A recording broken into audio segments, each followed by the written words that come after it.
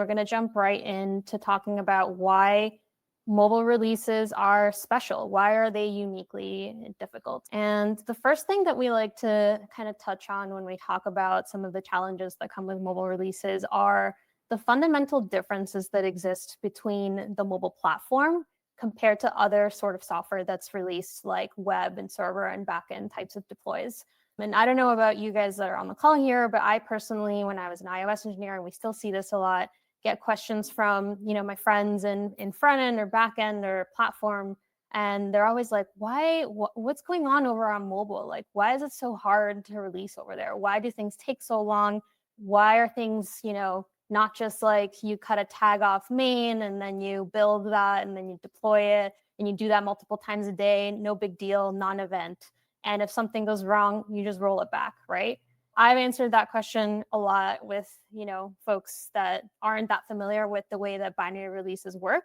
And as you guys, I'm sure, have built and released mobile apps, it's sort of kind of like easy to laugh at that and be like, well, actually, it's pretty different over on the mobile side of things. So we're packaging these binaries up and we're putting them on an app store. And then users choose to install our apps on their devices.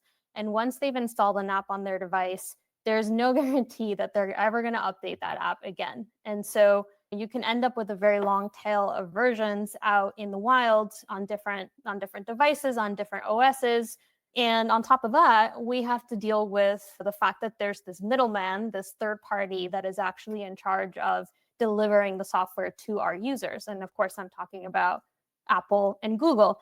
And unfortunately, we have to abide by some of the rules that they put into place that make it possible for us to put updates out there for our users. And so we have to prepare this binary. It has to often get packaged together with some additional metadata, things like release notes, screenshots, app details, product pages, all that kind of thing.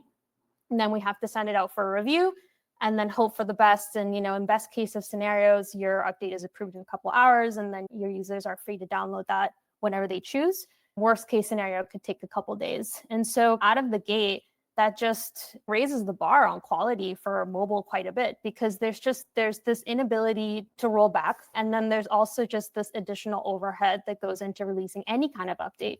And so even a small mistake can be way more costly on mobile than it would be on web and backend.